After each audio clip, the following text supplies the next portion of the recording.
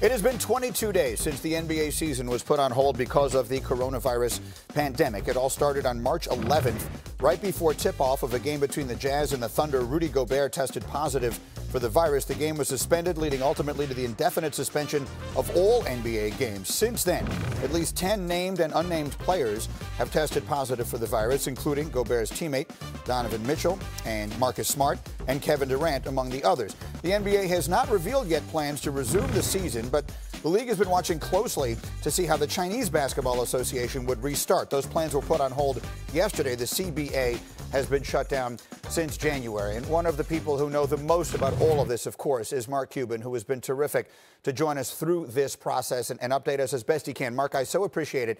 And you have been optimistic for the most part about the season possibly returning earlier than I've heard from a lot of other people. Now that the Chinese basketball season has been delayed again, what are your thoughts about where things stand for the NBA? I have no idea.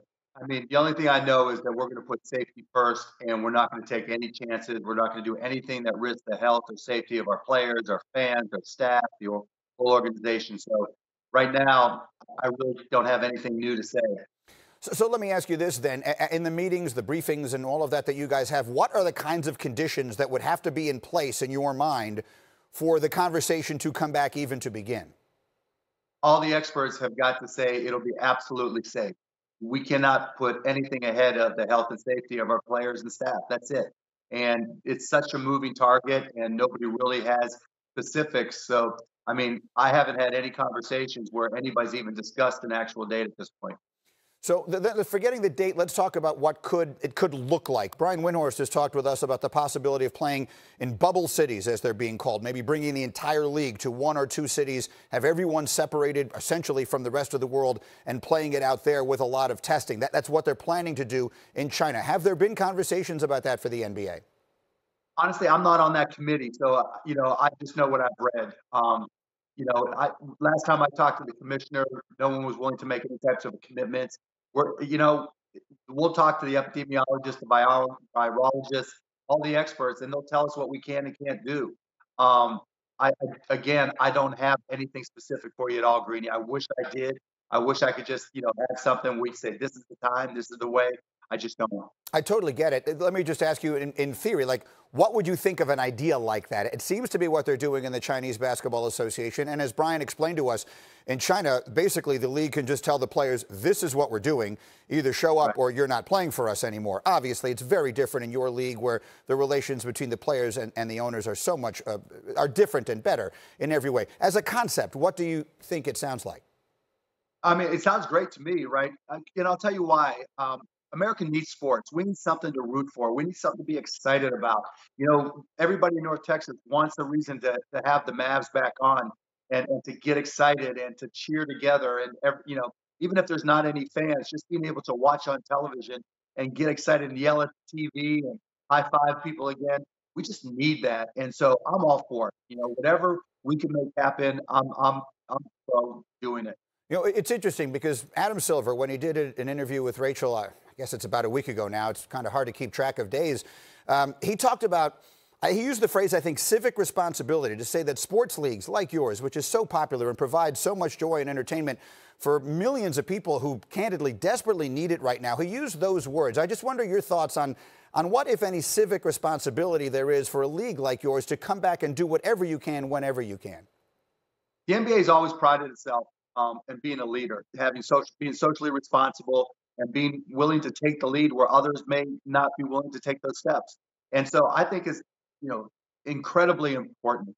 This is such a unique time. We've never seen anything like this, and hopefully we won't, our kids won't, their kids will never see it again. And so we do have that civic responsibility when it's safe to get out there and play again so that the country has something to rally behind. Everybody's scared. Nobody really has any answers.